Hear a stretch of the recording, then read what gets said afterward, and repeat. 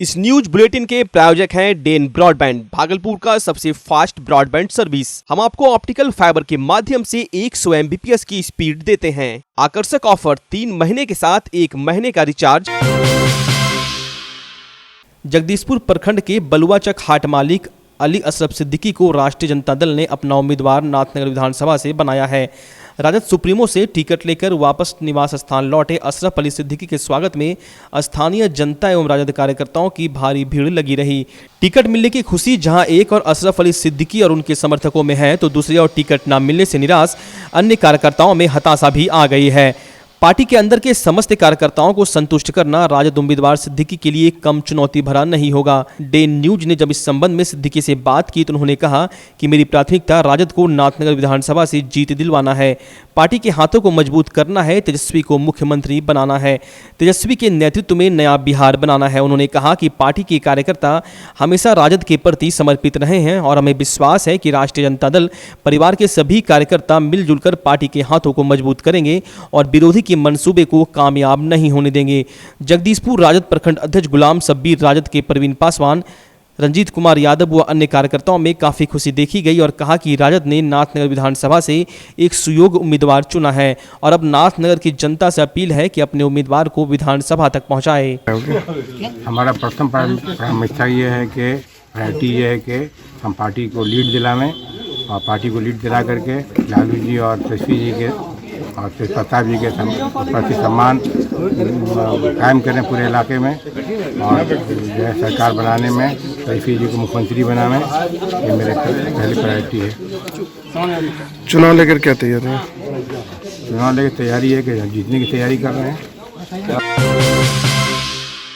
इसाकचक थाना क्षेत्र अंतर्गत पासी टोला में प्रेम में पागल आशिक साहिल शाह देसी कट्टा के बल पर प्रेमिका से विवाह करने की नीयत से उसके घर पहुंचा, जहां लड़की के घर वालों ने मिलकर उसे पकड़ा और इसाकचक पुलिस के हवाले कर दिया। लड़की की मां ने बताया कि लड़का घर पर पहुंचकर लड़की से मिलने की बात करने लगा। इस पर उन्होंने जब उसे अपने अभिभावकों को लेकर आने की बात कही तो उसने कट्टा निकालकर जबरदस्ती घर में घुसने का प्रयास किया।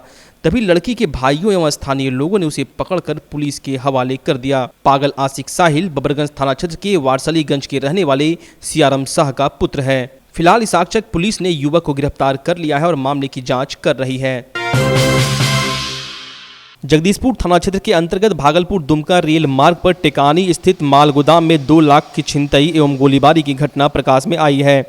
टेकानी माल गोदाम के मुंशी सुनील कुमार ने जीआरपी को दिए आवेदन में स्थानीय निवासी सैनो मुखिया भैरव यादव एवं उनके पुत्र सोनू कुमार पर दबंगता का आरोप लगाया है। जीआरपी को दिए आवेदन में उन्होंने कहा कि भैरव यादव रेक के माल ढुलाई के संबंध में मनमानी और दबंगई करना चाहता है। भैरव यादव ने कहा कि सबों को यदि एक ट्रैक्टर से माल ढुलाई होगा तो मेरे एक ट्रैक्टर से 5 बार माल ढुलाई करना होगा। मुंशी के अनुसार जब उन्होंने कहा कि ऐसा कैसे होगा तो उनके पुत्र सोनू कुमार ने उन पर गोली चला दी। मामले की सूचना मिलने पर जीआरपी घटनास्थल पर पहुंची और मामले की छानबीन की है। गोलीबारी की वारदात को सुनकर शांति व्यवस्था स्थापित करने के उद्देश्य से स्थानीय थानाध्यक्ष ब्रजेश कुमार भी अपने दल बल के साथ पहुंचे। क्या नाम हुआ? हमारा सुनील दिन नाम हुआ सर। घर कहाँ? घर जोगी जी। क्या मामला है? मामला सर रेक पॉइंट पर हम लोग काम करवा रहे थे। उधर क्या चीज़ का काम करवा रहे थे? रेक पॉइंट का सीमेंट का काम करवा रहे थे सर हम लोग। वहाँ पर भैरव यादव उधर से आया।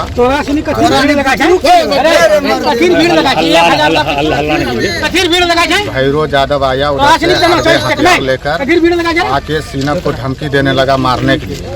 बोला कि काहे तुम मादर चोर, मेरा 5 टिप क्यों चलता है मेरा गाड़ी, सबको चलेगा 1 टिप, मेरा गाड़ी चलना चाहिए 5 टिप, नहीं तो मादर चोर जो बोलेगा उसको गोली मार देंगे। हम सर वहाँ पर विरोध किए कि आप ही के गाड़ी नहीं है ना, 50 को गाड़ी लगभग क्षेत्र का है 4 बैस्टिक लगाकर 50 गाड़ी है। अगर 10,000 माल है सर, अगर 100 भी बढ़िया करके लेता है सर तो 2 खेप में ख़त्म हो जाएगा। फिर क्या हुआ? उसको बाद वो आया, उसका लड़का फ़ोन कर दिया को वही भैरव यादव के आइए यहाँ मारेंगे। उधर से आया सोनू यादव, वो हरबे हथियार लेकर राइफल लेकर आया। राइफल आने के साथ मेरा सीना पर गोली सामान तान दिया। बस जैसे वो गोली फायर करने के लिए चाहा सर, हम पकड़ लिए उसका नल्ला, बगल से मेरा फायरिंग उसका ही कर गया। भागलपुर के विधायक अजीत शर्मा एवं उनकी पत्नी विभा शर्मा नामांकन के पहले सुबह सुबह देवघर मंदिर में पूजा अर्चना की। उसके बाद फौजदारी बाबा के यहाँ हाजिरी की, जिसके बाद तारापीठ जाकर मैया के यहाँ अपनी उपस्थिति दर्ज कराते हुए जीत की कामना की। विधायक अजीत शर्मा ने बताया कि भागलपुर शहर के विकास एवं समृद्धि के लिए अर्चना एवं मन्नत मांगी है। साथ ही महागठबंधन की सरकार बिहार में बने और भागलपुर से प्रतिनिधित्व करने का मौका मिले, इसके लिए मां से आशीर्वाद लिया है। बिहार विधानसभा चुनाव में भागलपुर सीट एनडीए गठबंधन के अंदर भाजपा के कोटे में गई है, लेकिन अभी तक भाजपा के द्वारा कोई भी प्रत्याशी तय नहीं किया गया है। बार बार सोशल मीडिया पे अलग अलग प्रत्याशियों के नाम आ रहे हैं। सोशल मीडिया ट्विटर पर भागलपुर विधानसभा के पूर्व प्रत्याशी अरजीत शाश्वत चौबे ट्रेंड कर रहे हैं। दरअसल यूँ हुआ कि बिहार विधानसभा चुनाव के मद्देनजर भागलपुर सहित देश के विभिन्न हिस्से के युवाओं ने अरजीत फॉर भागलपुर ट्विटर का अभियान चलाया और देखते ही देखते यह ट्विटर पर शनिवार को दोपहर में ट्रेंड करने लगा। भारतीय जनता पार्टी की ओर से भागलपुर विधानसभा के लिए युवा भाजपा नेता अरजीत शाश्वत चौबे एक मजबूत दावेदार माने जाते रहे हैं। 2015 का विधानसभा चुनाव वो कुछ मतों से हार गए थे। हालांकि अरजीत शाश्वत चौबे लगातार भागलपुर विधानसभा में सक्रिय रहे और लॉकडाउन के दौरान जरूरतमंदों के बीच भोजन पहुंचाने से लेकर ऑन द स्पॉट चिकित्सीय परामर्श एवं कोरोना के टेस्टिंग, ट्रैकिंग एवं ट्रीटमेंट में भागलपुर वासियों की बड़ी मदद की है। इससे पूर्व भागलपुर में 25,000 लोगों का मोतियाबिंद का ऑपरेशन कराकर जरूरतमंदों की आंखों की रोशनी लौटाने में अहम भूमिका का निर्वहन किया है। शनिवार को भागलपुर के युवाओं के द्वारा अरजीत फॉर भागलपुर अभियान ट्विटर पर चलाते ही यह ट्रेंड करने लगा। इस पर भागलपुर के युवाओं में खुशी का माहौल है। वहीं अरजीत शाश्वत ने प्रतिक्रिया देते हुए कहा कि मैं सभी युवाओं का दिल से धन्यवाद देता हूं एवं युवाओं की जो भी मेरे प्रति महत्वाकांक्षा है, मैं हर संभव उसे पूरा करने का प्रयास करूंगा। सुल्तानगंज विधानसभा चुनाव के प्रथम चरण के लिए कुल 18 प्रत्याशियों ने नामांकन दाखिल कराया है, जिसमें 5 अभ्यर्थियों ने नामांकन पत्र में विभिन्न त्रुटियां रहने के कारण निर्वाचित पदाधिकारी के द्वारा नामांकन पत्र रद्द कर दिया गया है। स्क्रूटनी के बाद कुल 13 प्रत्याशी चुनाव मैदान में रह गए हैं। इन सभी प्रत्याशियों में सबसे युवा प्रत्याशी राजन कुमार है। राजन कुमार वकालत छोड़कर सुल्तानगंज विधानसभा चुनाव में अपना भाग्य आजमा रहे हैं। राजन कुमार ने बताया कि पिछले कई वर्षों से सुल्तानगंज में विकास कार्य नहीं हो पाया। उन्होंने बताया कि सुल्तानगंज में समस्याओं का अंबार है और हमारा मुख्य मुद्दा है एनएचएससी को दुरुस्त करना, सुल्तानगंज को जाम से मुक्त कराना, शिक्षा एवं स्वास्थ्य के क्षेत्र में सुधार करना सहित कई ऐसी समस्याएं हैं जो यदि जनता का आशीर्वाद मिलता है तो इन सभी समस्याओं से सुल्तानगंज वासियों को जल्द से जल्द निजात दिलाऊंगा। मैं ये सोच के आने का फैसला किया हूँ कि मुझे बदलाव करना है, क्योंकि हमारे समाज को बदलाव की बहुत ज़रूरत है। और ये बदलाव जो है राजनीतिक का बदलाव होना चाहिए। It means reforms of our politics, क्योंकि ये बहुत जरूरी है, क्योंकि राजनीति में अपराधीकरण बढ़ते जा रहा है, जिससे कि हमारा जो समाज का विकास है वो अवरुद्ध हो गया है। ये सोच के ही मैं राजनीतिक में आया हूँ कि गलत व्यक्ति राजनीतिक में न जा पाए। क्या आप विधायक बन के उन सब समस्याओं का निदान? जरूर करूंगा वो सब समस्याओं का निदान, क्योंकि अभी कुछ दिन पहले ही मैंने जो जेडीयू कैंडिडेट है उनका इंटरव्यू सुना था किसी चैनल पे। तो उन्होंने कहा कि मतलब यहाँ से सारा जो भी है मतलब सरकार ने बहुत अच्छा कार्य किया, जिससे कि यहाँ अब रंगदारी नहीं मांगा जाता है। उनको पता ही नहीं है, उनके घर के जस्ट बाहर मतलब रंगदारी मांगा जाता है। अकबर नगर थाना के जस्ट सामने रंगदारी मांगा जाता है टेम्पू वाले से। कुछ दूर जाकर के भवनाथपुर एक जगह है, वहां भी रंगदारी मांगा जाता है। यानी उनको अपने इश्यूज के बारे में पता ही नहीं है। सुल्तानगंज विधानसभा श्रावणी मेला को लेकर विश्व के मानचित्र पे इसे जाना जाता है। श्रावणी मेला में देश के विभिन्न हिस्सों से हजारों लाखों कमरिया प्रतिदिन सुल्तानगंज पहुंचते हैं, लेकिन मूलभूत समस्या का पूर्णतः अभाव है। क्या करना चाहेंगे इसके लिए? सबसे पहले तो मतलब सरकार से अनुरोध करेंगे कि यहाँ जो भी मतलब एक सरकारी गेस्ट हाउस होना चाहिए रहने के लिए, जिससे कि बाहर से जो लोग आए उनको दिक्कत न हो रहने के लिए। प्लस यहाँ जो मूलभूत शौचालय वगैरह की जो व्यवस्था होती है वो भी देखें कि टेम्पोरली इतना गड़बड़ शौचालय से बनाता है, जिससे कि जो बाहर से लोग आते हैं उनको दिक्कत होता है। इन सब चीज़ों को मतलब दुरुस्त करना पड़ेगा और इसको एडवर्टाइज करना पड़ेगा। हमारे जगह को रिलीजियस पैलेस के तौर पर अधिक से अधिक एडवर्टाइज करना पड़ेगा, तभी इसका विकास हो सकेगा। परिचय दीजिए।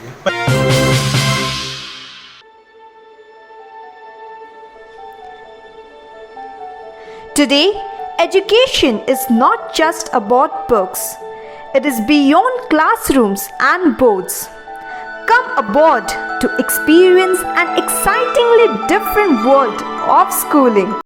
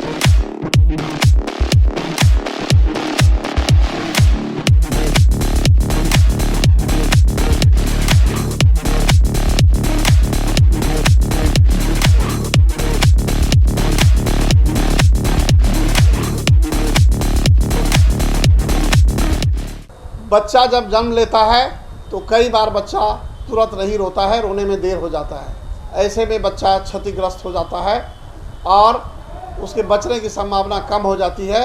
और यदि बचा तो भविष्य में उसमें विकलांगता की समस्या आती है, जिसे सीपी कहते हैं, जिसका कोई माकूल इलाज नहीं है और ज़िंदगी भर बच्चा विकलांगता से जूझ सकता है। ऐसे में पूरे संसार में कूलिंग थेरेपी का सहारा लिया जाता है। जन्म से ठीक 6 घंटा के अंदर यदि उसको कूलिंग थेरेपी दिया जाए तो उससे उसका सीपी की समस्या कम होती है और बचने की भी संभावना बढ़ती है। पहली बार बिहार झारखंड में आपके शहर के स्नेह नवजात शिशु बाल सेवा केंद्र में यह मशीन उपलब्ध है।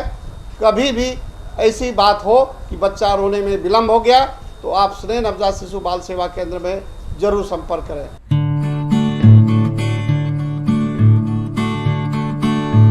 भागलपुर में विधानसभा चुनाव को लेकर जारी आचार संहिता के बीच पुलिस चुस्त दुरुस्त दिख रही है। इसी कड़ी में चुनाव के दौरान शराब की तस्करी की आशंका को लेकर सिटी एसपी के नेतृत्व में बाईपास में सघन वाहन जांच अभियान चलाया गया।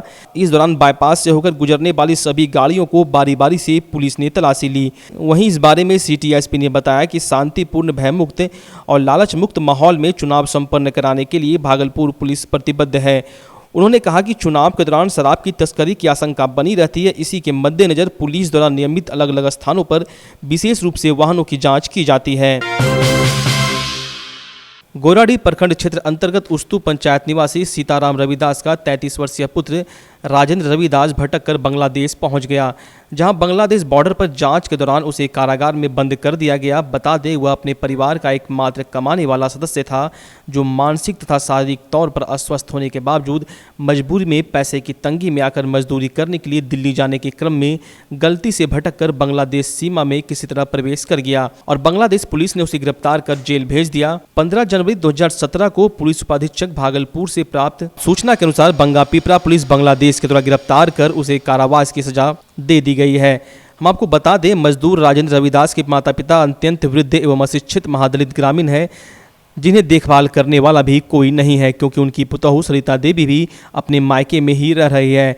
वहीं राजेंद्र रविदास की मां ने बताया कि वह बहुत ही गरीब है और ब्याज पर 20,000 लेकर बांग्लादेश पुलिस को दिया, मगर फिर भी मेरे बेटे को नहीं छोड़ा गया। वहीं उनकी मां ने भारत सरकार से गुहार लगाकर अपने बेटे को बांग्लादेश पुलिस से वापस अपने देश लाने के लिए दर दर की ठोकर खा रही है। वहीं राजेंद्र रविदास को भारत लाने के लिए सांसद शैलेश कुमार उर्फ बुलोक मंडल ने 15 अक्टूबर 2018 को विदेश मंत्री नई दिल्ली को पत्र लिखा था, लेकिन अभी तक कोई सुनवाई नहीं हो पाई है। बांग्लादेश में मुर्शिदाबाद से दुनिया में चलो गए बाबू, बेटा हमारा बांग्लादेश दुनिया में जेल चलो गए बाबू, कहे कि दुनिया में कैसे भारत सरकार से दुनिया में बाबू में माफी मांगी रही थी बेटा के, मैं दुनिया में कहाँ पर जे बेटा हमारा नानी था बाबू, मेरा दुनिया में कहाँ से मैं बेटा दुनिया में पेबे बाबू। मैं 20,000 बांग्लादेश वाला के पैसा भी दे दिए बाबू, मगर हमरो कोई सोचना ही तर नहीं कर रखे बाबू, मेरा पैसा लाके भी करी दे के नहीं पर छोड़ा के नानी कर के बाबू, मेरा है सूदी पर टका उठा के बाबू में देना चाहिए, मैं तरह में कुछ नहीं करा पड़ गई बाबू। बेटा को मेरा कोई विचार करे कि बाबू मेरा छोड़ा के नानी दे दे बाबू, मेरा और कोई बात नहीं चाहिए। बहुत फकीर से फकीर चाहिए बाबू, मैं हजूरदार चाहिए बाबू, मैं दुनिया में बहुत मत गरीब से गरीब चीज रखा दुनिया में रखा बाबू, भीख भी दुख भी मांगी कब करना चाहिए। बेटा को पते बाल जाकर का चंदा बेरी बहुत बहुत कर लिए बाबू, मगर हमें बेटा के नहीं देखी रही छी बाबू, मैं दुनिया में नहीं जावा पर कहना बहुत गरीब से गरीब दुनिया में ढा छी, दुनिया में जहाँ जा रही तुम वहीं पर कर लिए जा रही थी, जहाँ पर कोई बात करे छी बाबू तुम्हारा पर कोई साथ नहीं दे रही थी दुनिया में, कहे क्यों देश के ना तरह से बेटा बाल बच्चा के नाम तो दुनिया में नहीं है तो तेरा बेटा। पुलिस जिला नौगछिया में रफ्तार का कहर थमने का नाम नहीं ले रहा है। ताजा मामला नौगछिया अनुमंडल अंतर्गत परबत्ता थाना के जगतपुर का है, जहां नौगछिया से बांका जाने के क्रम में एक ट्रक सामने से आ रही बालू लदी ट्रक से टकरा गई, जिससे मौके पर ही FCI truck driver Bablu Paswan की मौत हो गई, जबकि सामने से आ रही बालू लदी ट्रक के ड्राइवर प्रदीप कुमार बुरी तरह से घायल हो गए और इलाज के क्रम में मायागंज अस्पताल में उनकी मौत हो गई। बबलू पासवान का घर बाबूपुर 0 माइल है, वहीं प्रदीप कुमार मंडल का घर त्रिवेणीगंज सुपौल है। इस घटना में कई अन्य व्यक्ति भी घायल हुए हैं, जिसमें से कुछ का इलाज नौगछिया सदर अस्पताल और कुछ का इलाज मायागंज में चल रहा है। आपको बता दें, इस तरह की घटनाएं आए दिन लगभग होती ही रहती है। कुछ दिन पूर्व भी एक बोलेरो और ट्रक की भिड़ंत हो गई थी, जिसमें 2 लोगों की मौत हो गई थी और अन्य कई लोग घायल हो गए थे। पिछले कुछ दिनों से नौगछिया अनुमंडल में ओवर स्पीड की वजह से सड़क हादसे का खूनी खेल थमने का नाम नहीं ले रहा है।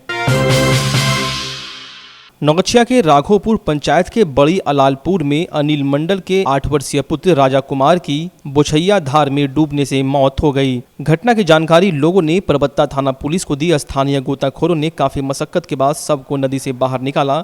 पुलिस शव को अपने कब्जे में लेकर पोस्टमार्टम के लिए अनुमंडलीय अस्पताल भेज दिया है, जिसका शनिवार को पोस्टमार्टम होगा। वहीं ग्रामीणों ने बताया कि बच्चा शौच करने गया था, किंतु काफी देर तक वापस नहीं आने पर खोजबीन की गई तो पता चला कि बच्चे की मौत डूबने से हो गई है। भागलपुर के गोराडीह थाना क्षेत्र अंतर्गत बिरनौद गांव निवासी आदित्य कुमार पिता के धर सिंह के घर में छापेमारी की गई, जहां पुलिस ने आंगन में अमरूद पेड़ के नीचे बोरी से 98 बोतल विदेशी शराब बरामद किया। थानाध्यक्ष आशुतोष कुमार ने बताया कि छापेमारी के दौरान आदित्य कुमार को भी गिरफ्तार किया गया है, जिसे जेल भेजा जाएगा।